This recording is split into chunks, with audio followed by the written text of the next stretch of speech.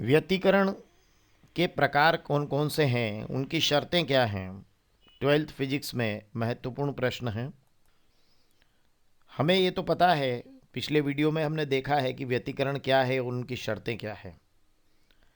कि जब समान आयाम और समान आवृत्ति की, लगभग समान आयाम और समान आवृत्ति की दो तरंगे जब एक ही दिशा में जाती है तो उनका अध्यारोपण होता है, और उनके अध्यारोपण से माध्यम के अलग अलग बिंदुओं पर प्रकाश की तीव्रता में परिवर्तन हो जाता है।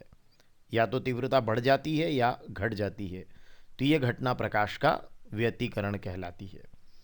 व्यतिकरण के दो प्रकार हैं।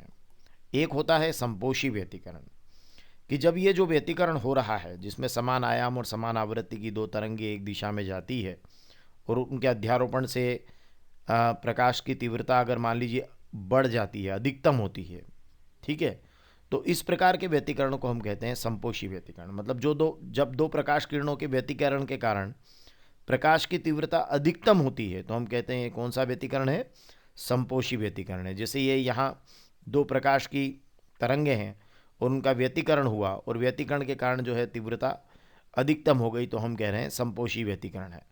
और उसकी शर्त है phi is equal to 2n pi, जहाँ n का मान 0, 1, 2, 3 है।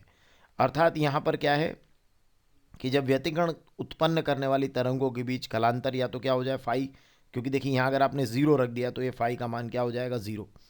और अगर मान लीजिए आपने 1 रखा तो ये 2 पाई होगा, 2 रखा तो 4 पाई होगा, 3 रखा तो 6 पाई होगा। तो 2 पाई, 4 पाई, 6 पाई मतलब पाई का क्या हो जाएगा, ये समगुणक हो जाएगा। तो जब व्यतिकरण करने वाली तरंगों के बीच कलांतर 0 या पाई का समगुणक हो तो हम कहेंगे संपोषी व्यतिकरण होता है। और एक व्यतिकरण होता है विनाशी व्यतिकरण। बिल्कुल ये की यही परिभाषा, देखिए शब्दों का थोड़ा सा हेरफेर है, अधिकतम की जगह न्यूनतम लिखा है, तो ये आपका उत्तर हो जाएगा कि जब दो प्रकाश तरंगों के व्यतिकरण के कारण प्रकाश की तीव्रता न्यूनतम होती है तो इस प्रकार के व्यतिकरण को विनाशी व्यतिकरण कहते हैं। मतलब वही कि माध्यम के बिंदु पर प्रकाश की तीव्रता का न्यूनतम होना।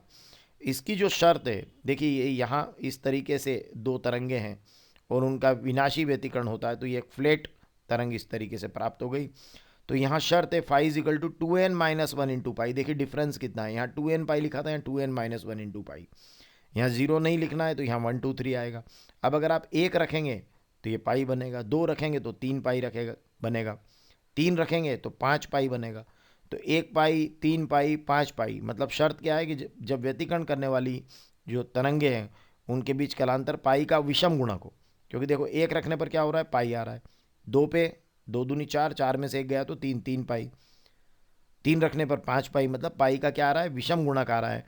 तो हम कहेंगे ये व्यतिकरण कौन सा है, विनाशी व्यतिकरण है। तो इस तरीके से संपोषी और विनाशी व्यतिकरण को हम समझ सकते हैं।